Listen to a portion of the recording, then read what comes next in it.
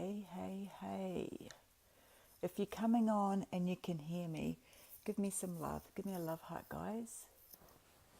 Let me know that you can hear me okay and see me. Give me some love. Say hi as well, just so I can know that I've got a lot of love in the house, because this is a big one for me. This is a big one. Hey Sam, how are you, gorgeous?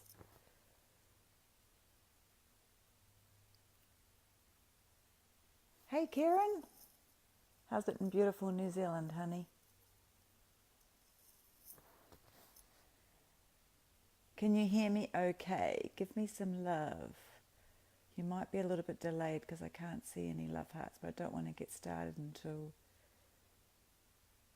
a few more people have popped on. Loud and clear, thanks, sweetheart. Stunning but cold. Yeah, I'm a little bit chilly tonight. I must admit, when I was there a few weeks ago, New Zealand was very cold. Say hi as you're coming on, guys.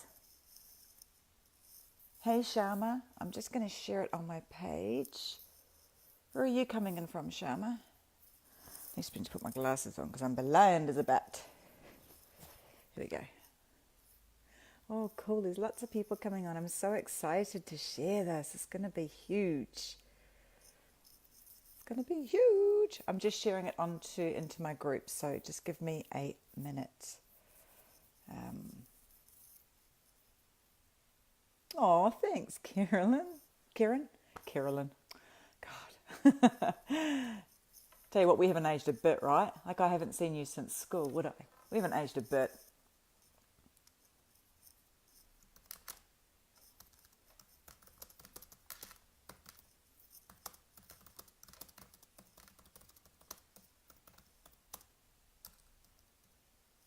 Okay. Couple of seconds and I will get kicked into it.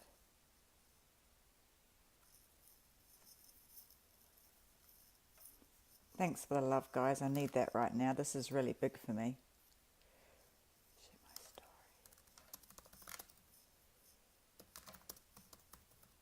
But I know it is time to do this, and I'm so ready.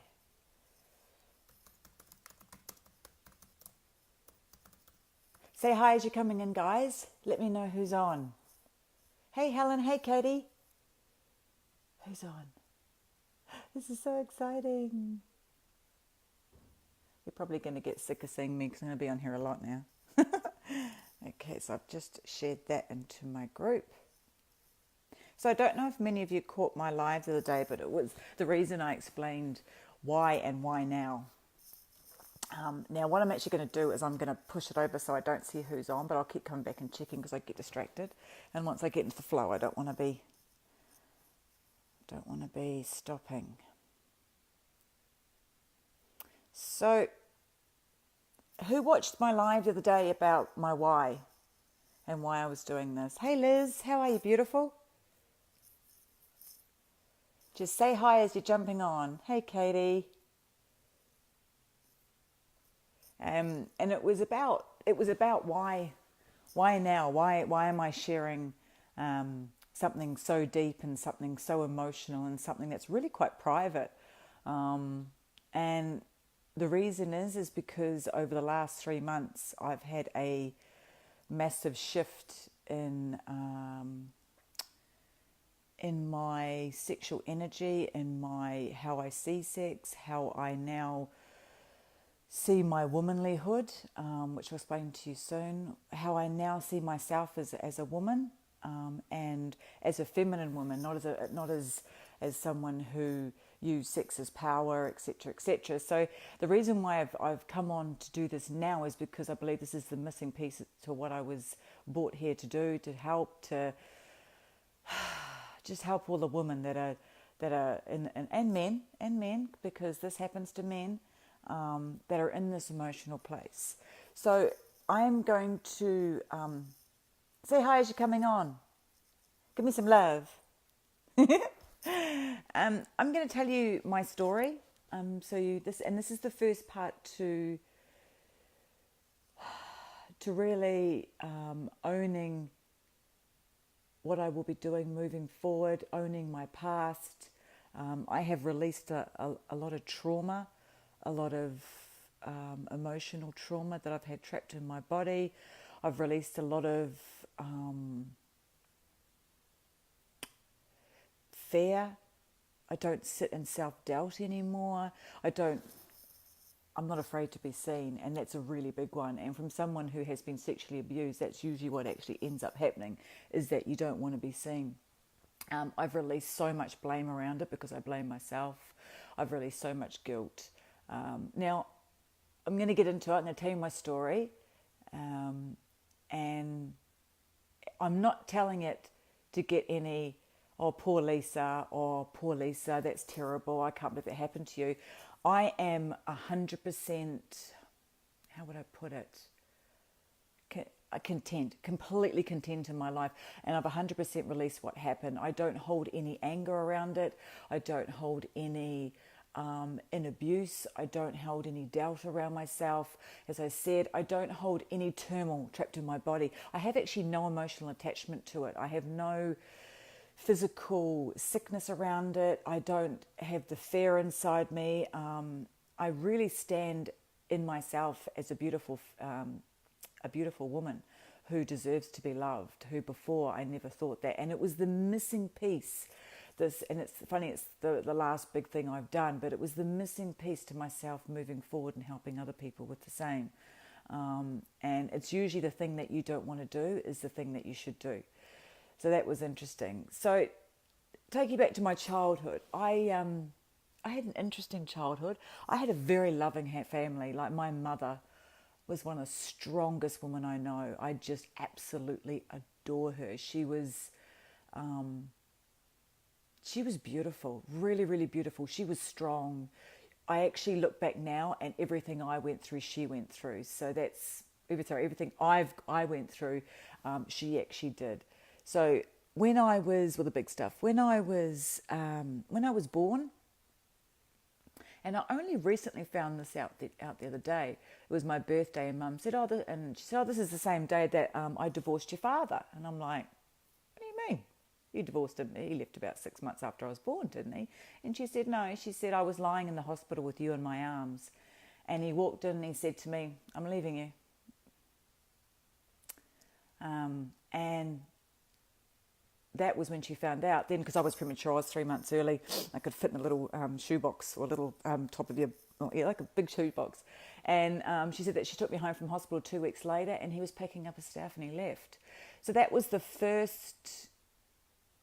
And even when you're a little baby, because all the stories come out afterwards and you talk about it a lot, and I used to call him my sperm donor because I didn't understand. And Mum would make jokes about, oh, your father left because of you because he couldn't handle the commitment. And I used to laugh and joke about, like, she didn't mean it in a mean way at all, but it formed a trigger. It formed an emotional attachment in a story that I made inside my own head, that men always abandon you, even when you get married. That's why I just got married recently, because there was no way I was going to get married, because they left anyway. Men didn't stick around, all these different things. So I had this big story in my head, and I kept emotionally, I trapped a lot of negative energy inside me because of how the stories that I'd formed, and how I actually looked at men and looked at love. And then my mum was married 3 times. And the second time she married because it was security. She needed money. She did 2 jobs. She had no money. She used to come in and say, Mum, what are you having for dinner? And I was little, and she'd say, oh, I've already eaten. I knew she hadn't. As I said, she did 2 jobs. So getting back to the male thing. So my first memory of a male in my life was somebody who abandoned me.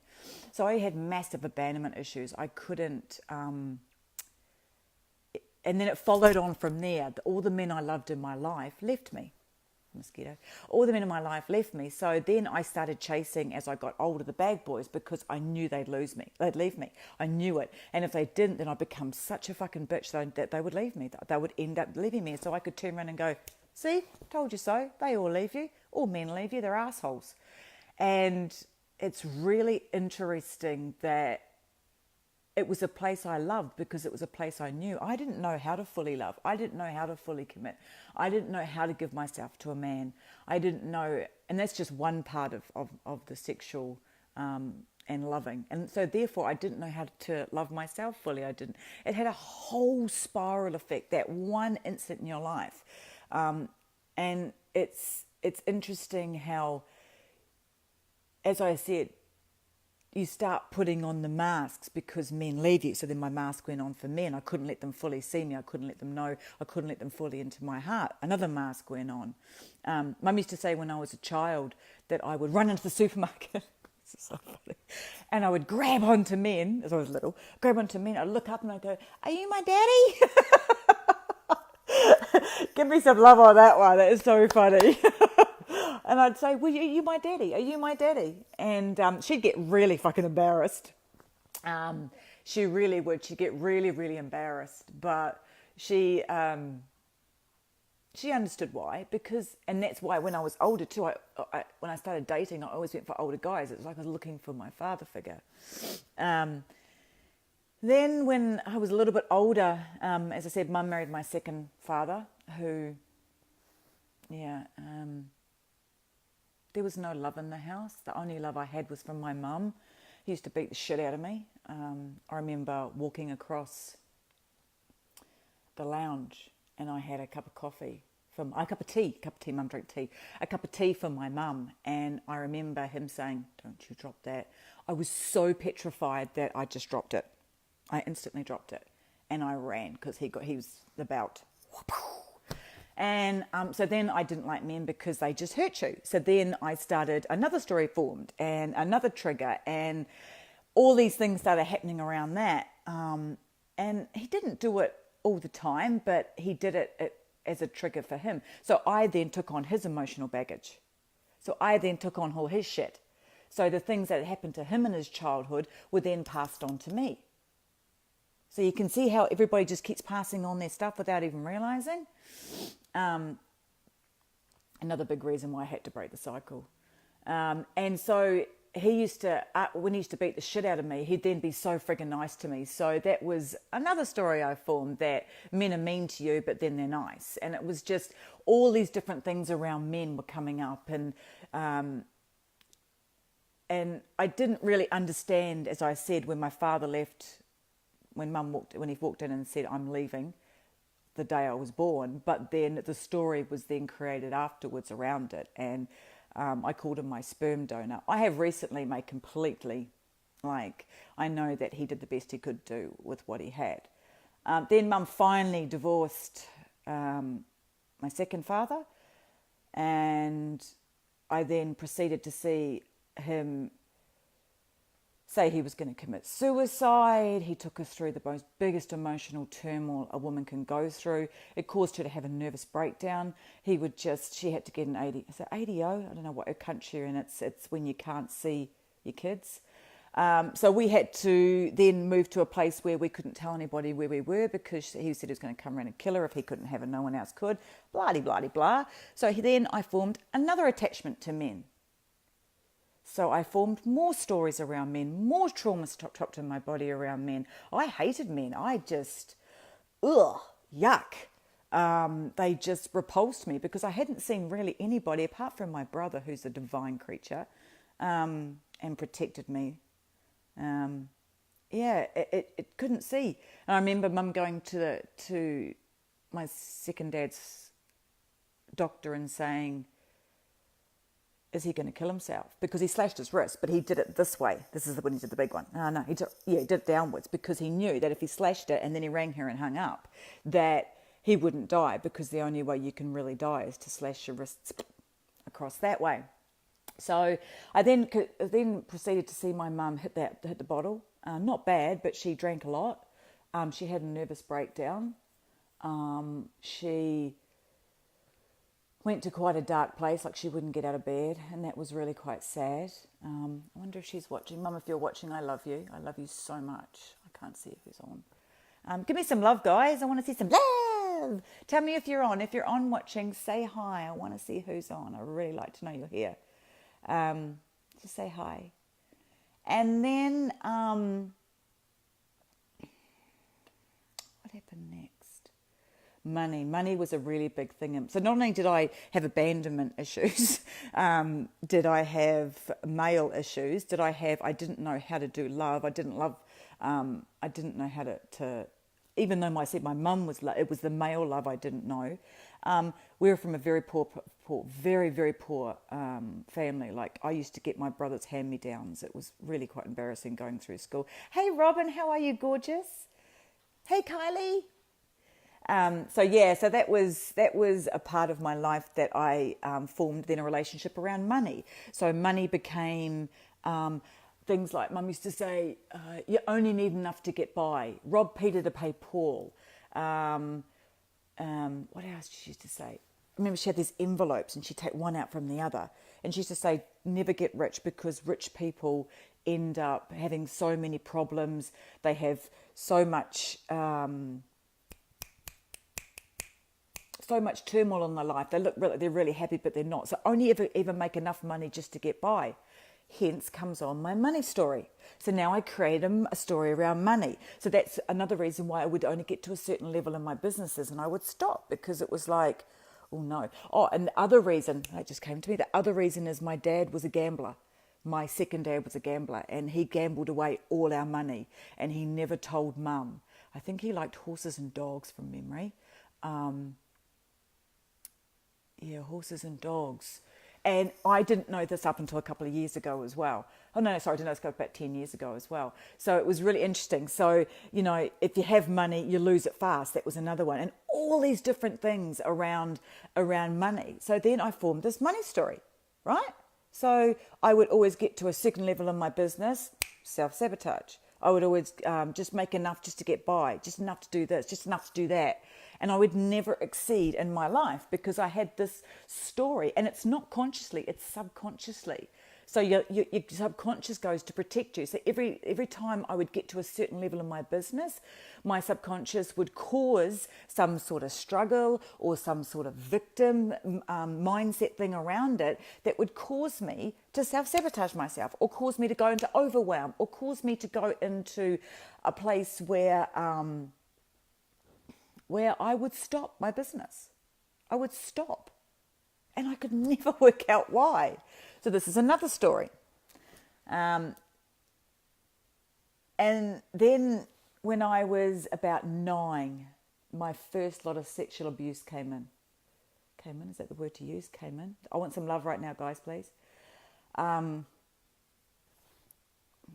first lot of sexual abuse. Does anybody want to say anything yet? Oh, God. Hello, everybody. Hey, Michelle. Hey, Hannah. Oh, you can't do love bombs. Fire your phone. Is it a Samsung? Just joking. Hey, Libby. You're welcome, darling. Hey, Denise. Hey, Ellie. So I got abused for the first time, and that was through 9, 10, and 11. And it was by a very, very, very, very close family friend. And he would babysit me.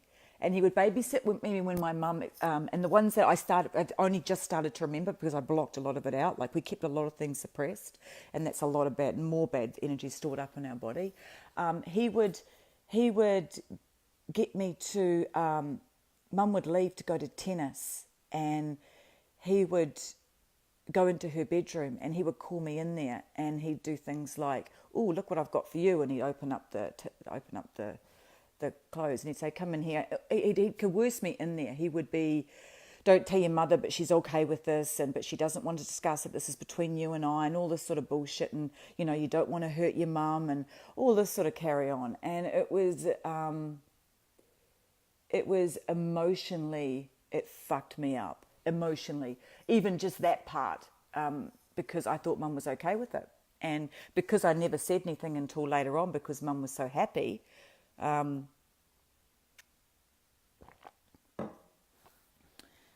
I carried another fucking story, excuse my French, I shouldn't be swearing, and he'd do things like he'd teach me how to drive, and he'd sit on my lap and he'd play with me. And I was a little girl. Like, I didn't know right from wrong. I didn't know what was happening. I knew that I felt really yucky. I knew I felt really not safe. I knew that it wasn't right, but yet he told me Mum was okay with it. So this must be okay. This must be normal.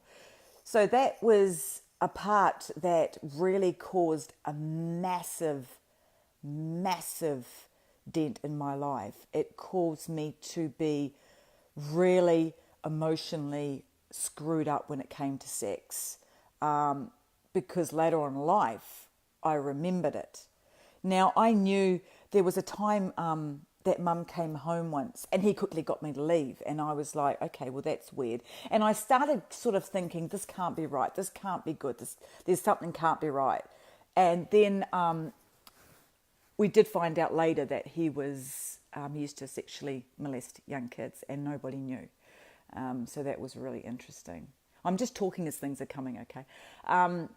So that caused me to put another story on men. And then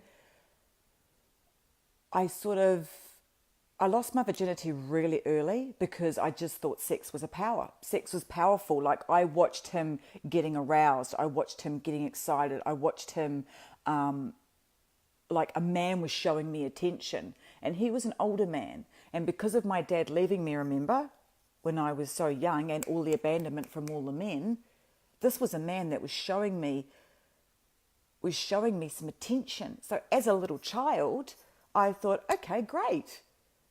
Sex is power. This is how I can get men to notice me. This is how I can have a male in my life. So then I formed an attachment around what sex was. It wasn't passion. It's only been in the last couple of months that I've really understand deeply what sex is. As you're coming on, guys, because a lot of people say hello. Hey, Narelle, how are you, darling? So I formed a story around... sorry, that's why I shouldn't look, because I get distracted.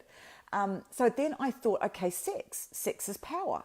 Right, got this. Awesome. If I'm really good at sex, I'm so good at sex. If I perform, if I play a part, if I become what they want me to be, then they won't leave me. Yay! Awesome. Another story.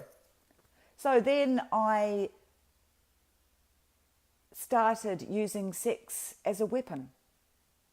And a lot of women do this because we don't understand what to do with sex. We think it's the way to keep our man. We don't understand how to fully love ourselves. We don't know how to sit in a place of deep connection with our vagina or our pussy, our yoni. I'm going to call her a yoni, okay? Because I love that word. And I was getting really detached from her. This is when I was starting to really, really get detached. And then he left. And then it wasn't for about 6 months later, I think, Mum said that I finally said that all that stuff made me feel really icky. She's like, what stuff? And I said, that stuff with him. And I went, huh? And she lost it. Oh my God, she lost it. Holy shit, she lost it. And brought on another breakdown. Not as bad as the first one, but she absolutely lost it because she thought that, she was protecting me and she didn't know about it. And I thought she did know about it. And it was just the whole story behind it. So then I realized that what had actually happened, and she sat down and told me that it was wrong. And so then I hated men again. Hated them even more. Well, not again, I hated them even more. I really just had such a deep... I don't know if hate's the word, actually. I didn't know what men were for. I didn't know what men were for. I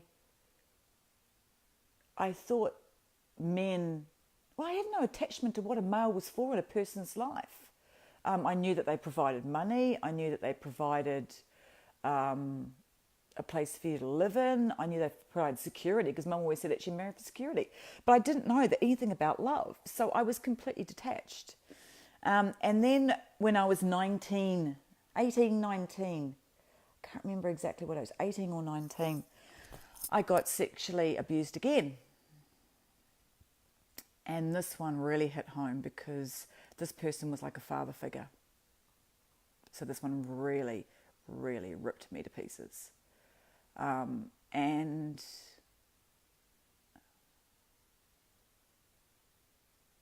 up until a couple of months ago, I would still have vision sometimes when I had sex of this person's face. It fucked me that bad. And it only happened once, but once is enough, right? And because of that, I then decided that it was my fault. I decided it was me. Once, okay. Twice, hell no. It must be something I was doing. There is no way this happens twice to somebody. So then I formed another story in my head and I became a deeper victim. A deeper victim. Like I lived in victimhood like a crazy lady. I was in shame from it happening, like real shame, and then I was in blame. And then later I found out that the same thing happened to my mother. My mother got raped by a childhood friend. She got raped twice too. So that's interesting, isn't it? And thank you, Mum, for letting me share that. I love and adore you. And the same, and so then I carried around this shame and the blame. And the blame was so deep, and it was like, well, you know, this happened twice in my life, so it must have been me. It must have been me. I must have done something to bring this into my life. And sadly, because we don't talk about it, sadly, because we don't, like, if back in my day, I mean, I'm so grateful that people talk about it a hell of a lot more now, but because it happened when I was so young, nobody talked about it. And because he was a family friend, well, both of them were, but this one was like a father figure, the second one, it was like, you know, the old saying, it was the elephant in the room. No one spoke about it. And you know what the funny thing is that if I had told my mother, she would just wrap me in her arms and just made me feel better. But I thought, another story, that I was not able to say it. And plus I was really embarrassed because it had happened twice by two different men. And I didn't want my mum to abandon me. Abandonment. There it is again. So then it was not only the male, but it was also the female. So you can see how everything starts all tying in within your life, and you can see how I've gone through it. And if you haven't watched the start of this, it's really crucial. You can see that when you start your story in life, how different things in your life become layers and layers and layers in your body. And they become layers and layers of stories and layer of trauma, and we keep it trapped in us. And until we actually release it and understand, then you're going to keep having this shit stored in your body, and it is exhausting, and it reflects in every part. And like me, I lived in victim mode. I was always in victim mode because it's where I knew. I always lived in struggle with money, struggle with relationships, struggle with men, because that is the place I understood. And I loved it. I loved being in fucking a drama queen. I loved it. Because another thing is that my brother was really sick. He, poor bugger, he was sick. He was asthma, and he was a real sick baby. I thought he had, I can't remember what they thought he had when he was young. And so he got all the attention. And because it was a single parent household, I didn't get any attention. And then one day I told this story. It was a great story, apparently. I can't really remember it. I told this story and I got noticed. And I was like, okay. So then I made it a bigger story. And then I turned it into this big drama. And then I realized, and I attached another story to my life, is that if I created a drama in my life, I got attention. So when I wanted attention, when I was a child, I would cause a big drama. Another one. Then when I was 23 or 25, I had to have a hysterectomy. I got fibroids and they went cancerous. Right at the end, I bled, for 11 months. It was horrible. They were trying to bring me to a place where I could have kids. But it never happened. I ended up having about 3 or 4, I have to ask Mum, blood transfusions, and I ended up having to have it all removed, so I couldn't have kids. Now, was the point when I was 20, I think I was 25, that I completely detached myself from my feminine. I just went, fuck you. 2 times I've been sexually molested and I've been hurt. Now I can't have kids. What the fuck? So I completely detached myself. I detached myself from my creative center, my womanlyhood, my femininity. I just completely went, you're not there. I had no feeling towards the bottom half of me, basically, apart from when I was having sex and I was using it as power.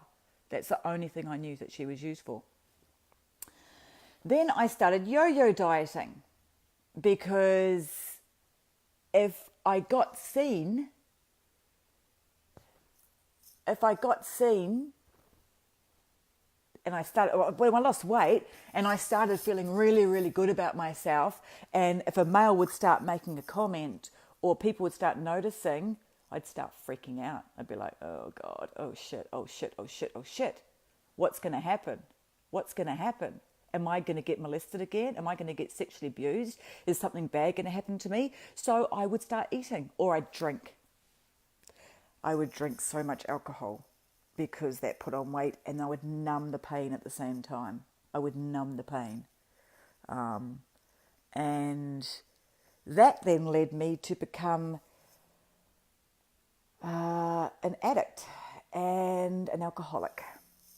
And that was in my 30s. Because I just got so lost in my life. I got so lost. I didn't know who I was. I hated myself. I had completely detached from my womanlyhood. I'd been abused. I couldn't have kids. What the fuck was I here for? You know, a woman's supposed to create. A woman's supposed to reproduce, and I couldn't do that. My boyfriend at the time left me because about 2 months after I had my hysterectomy, because he wanted kids. So that was hard. And then I hit the bottle. Then I became an alcohol rep, so it was bloody cheap. I'm just going to read some of the comments, see if anyone's got something to say.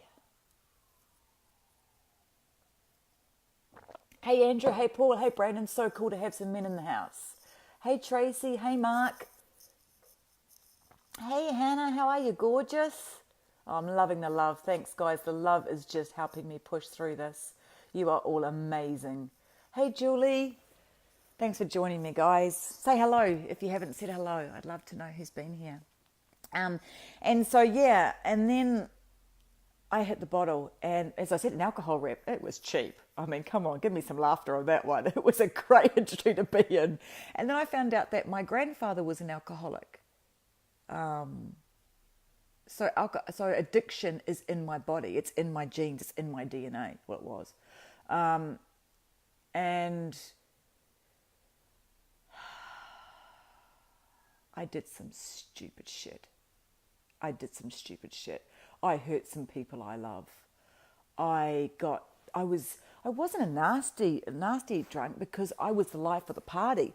So it's a place where, and when I took drugs, everybody loved me because I was funny. Because I used to I used to be in the room, but I'd always sit in the back of the room because I never wanted to be seen. I never wanted to be noticed. And then when I had drugs and alcohol in me, I was the life of the party. I was up. I was the one that was dancing. I was fun, you know. And so I put more masks on, so that I became who everybody wanted me to be. It was the funny person. It was the person that was everybody wanted to hang out with. I was fun.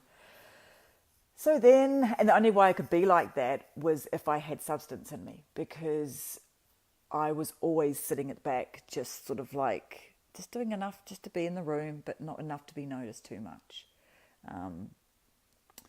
And then, because of the drugs and alcohol that I had consumed in my body, I started having severe anxiety, and I had crippling panic attacks. I remember there was a time where I could not leave the house for about a year and then I got addicted to prescription drugs because they gave me Valium.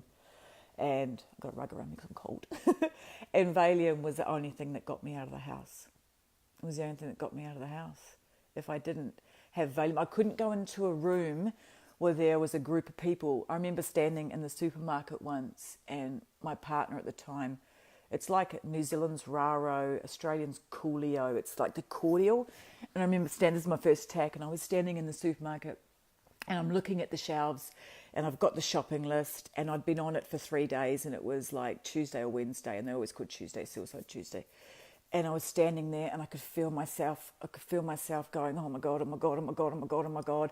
And then, because I couldn't find the drink he liked, I didn't want to disappoint him because I just didn't want to disappoint him, because if I disappointed him, then he might leave me, or, it was just, I didn't want to be abandoned. I didn't want to be left by myself.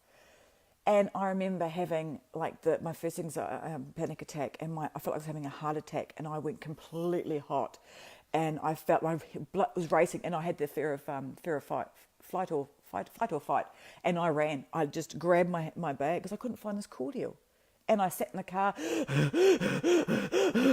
and I didn't know what was happening. I drove to the doctor, and that's when she said she sent me to get they check you, they put the things on to check. And she said, you've had a panic attack. And then the next big one I had landed me in hospital. And then that's when I knew I had to change, because I was drinking so much. At that time, I had left my partner. I had just been an absolute bitch so that he would abandon me, so I could have the whole story around it, blah, blah, blah. So then that's when I went on, and that was about 8 years ago. About 8 years ago now. And that's when I knew that if I didn't change, I was going to die. I fucking knew it. I woke up in hospital, and I was like, I have to change. If I don't, I'm dead. And that was massive. That was what was life-changing. It was completely life-changing. And I knew that I had to stop doing so much destroying and self-abuse and self-harm on my body. I knew that emotionally I had to get out of the place I was in, because there was no light. It was just, I was living constantly in my dark shadows, constantly hiding everything from everybody around me. And it was fucking exhausting. Oh my God, it was exhausting. So I went on my little journey, and I found me.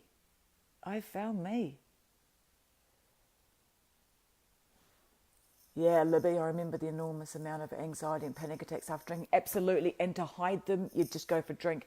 I remember, Libby, that it used to be... Thank you for sharing that too. Thank you for sharing that, beautiful. Holding space for you.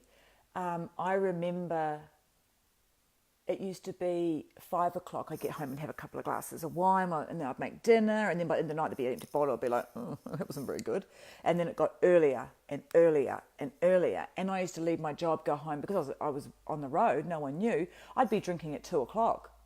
And then the anxiety the next day, because you'd feel like you wanted to throw up, or you'd have a hangover, and it would just be freaking horrible. So horrible. Thank you, Libby. That's really beautiful.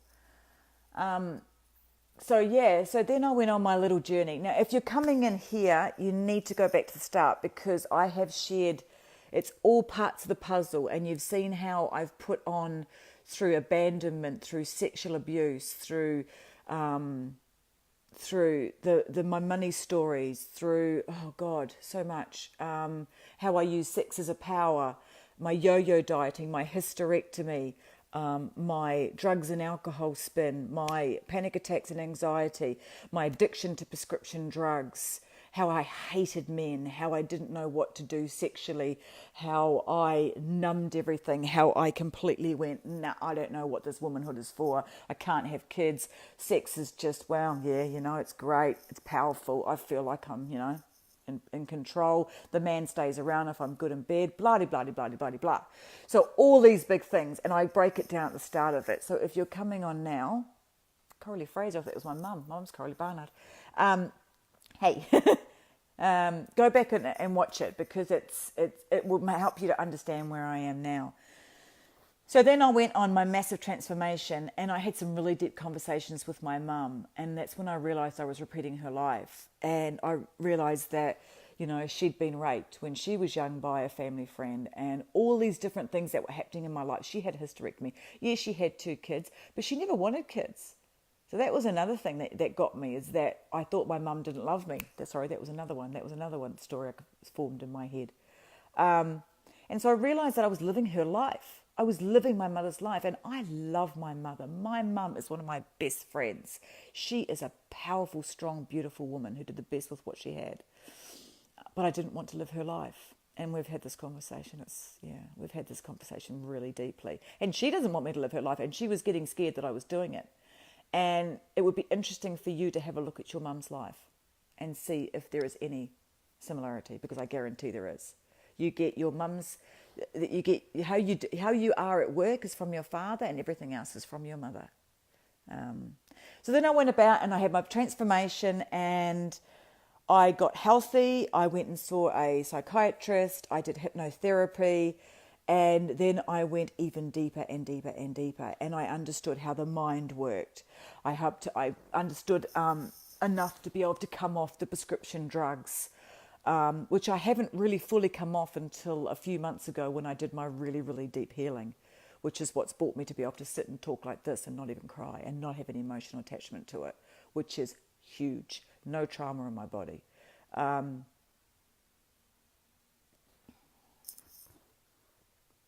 Was that Karen?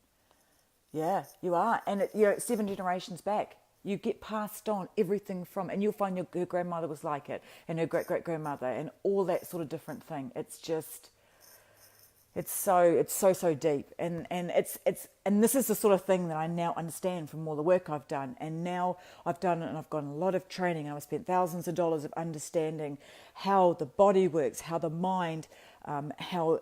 especially your mind is just a fucking crazy place. But if you know how to release what holds you back, if you know how you get triggered, if you, you could sit down and do what I've just done, like this is what happened to me, and this is why I do this and that. I have such a deeper understanding of what I do. I don't live in victimhood anymore. I don't live in constant struggle every single day of my life. I don't create dramas. I don't live in my ego. I mean, every now and again, of course, you do go to your ego, because it's a hard place to friggin' stay out of. But I know how to get in and out, in and out, in and out. I now know, and this is something that's happened, and this is going to be a completely different life. I now know the beauty of my womanhood. I am now attached to my womanhood. And this has only been in the last couple of months. I now have, and this was the missing piece to the business, to everything in my life, to all the work I've done. I've jumped a little bit, but was that I now have the most beautiful, deepest relationship with my vagina, pussy, yoni, whatever you want to call her, because I don't blame her anymore for what happened to me. I don't have any blame, shame and guilt around it. I don't have any emotional trauma trap that disconnects us anymore. I understand it wasn't her. I understand I was just a little girl doing the best I could. I understand so deeply on so many friggin' levels what she's for, and she's beautiful. She's so beautiful. She is in the place now that I create.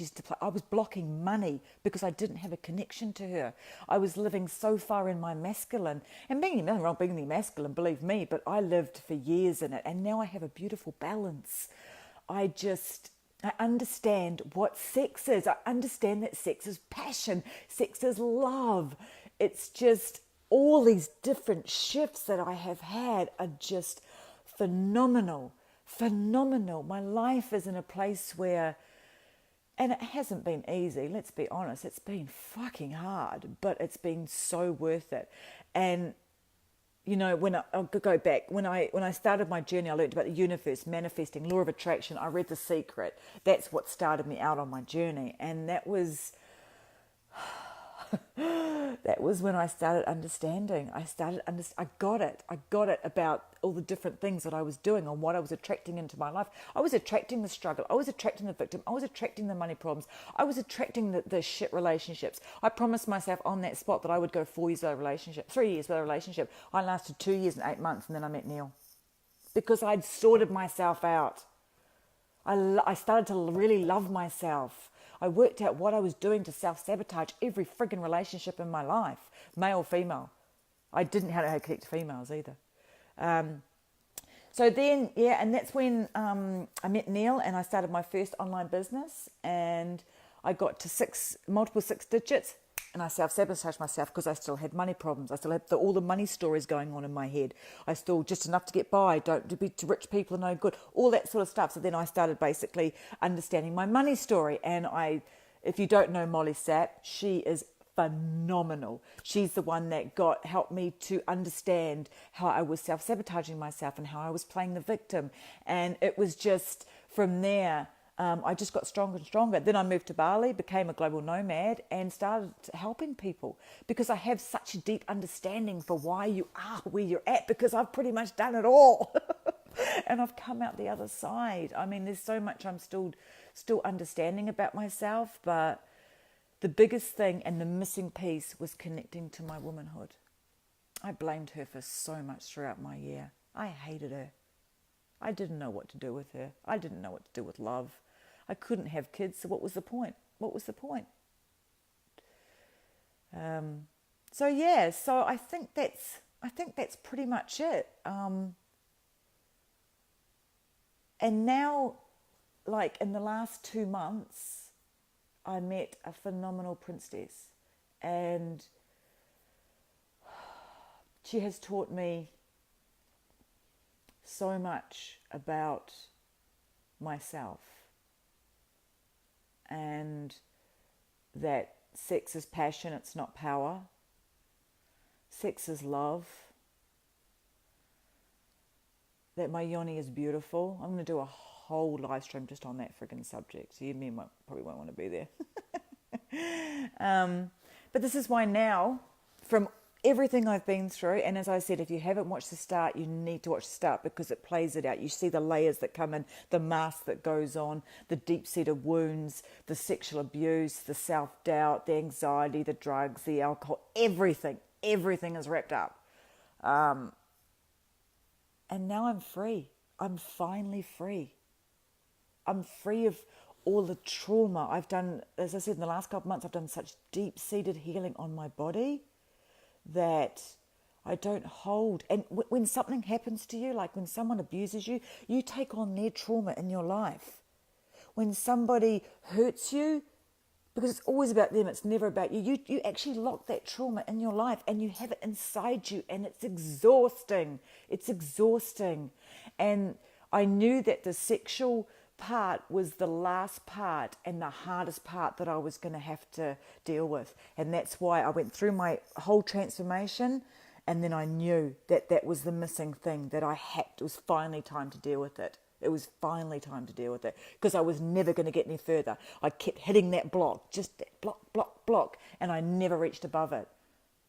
And since I have released all this, I have totally stepped into everything, my soul purpose, self-love, who I am. I don't hold any anger around the men that molested me. I don't hold any anger around my father who abandoned me when I was 2 weeks old. I don't hold any anger or anxiety, turmoil, emotional attachment to any of it.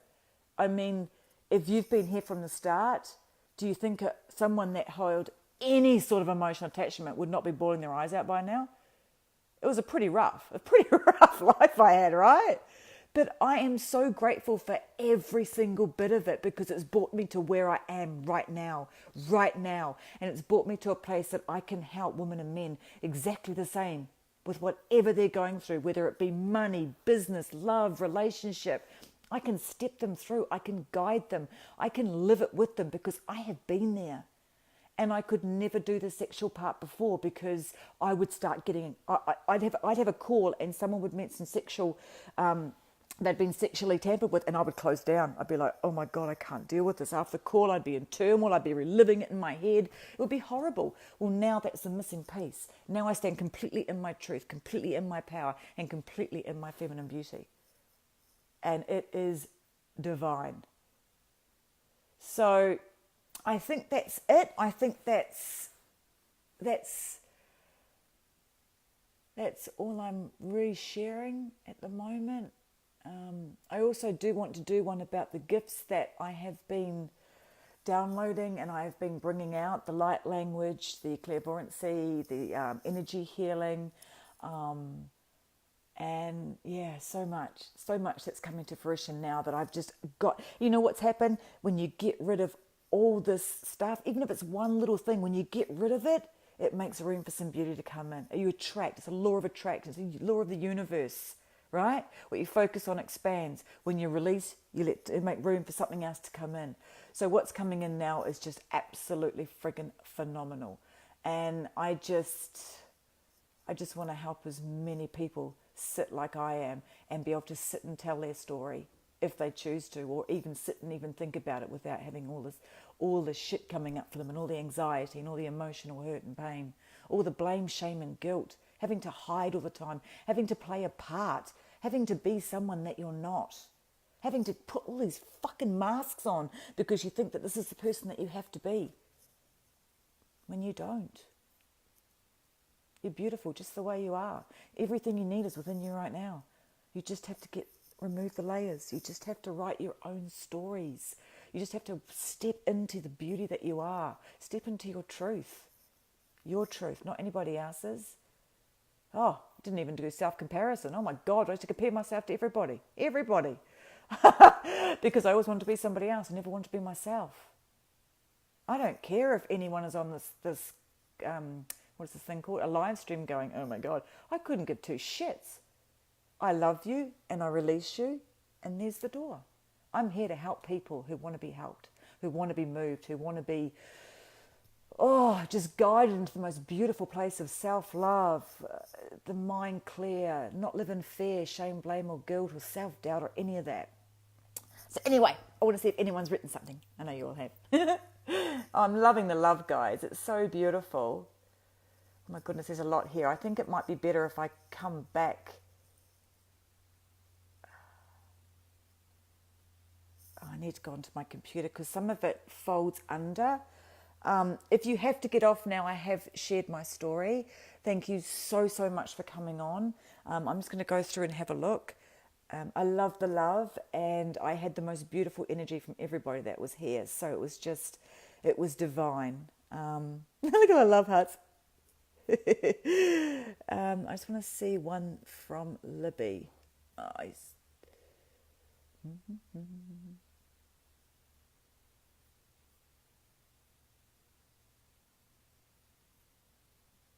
Yeah, Ellie, I used to live. Ellie just said, yep, I could only dream at times to be someone else. And that's where I used to live. I used to always want to be somebody else. I hated myself. I hated what I saw in the mirror. I just wanted always to be somebody else. And I never thought I would be who I am now. So, Denise, I miss you too, honey. It's a bit sad what's happening in Bali. Apparently there's another big one coming.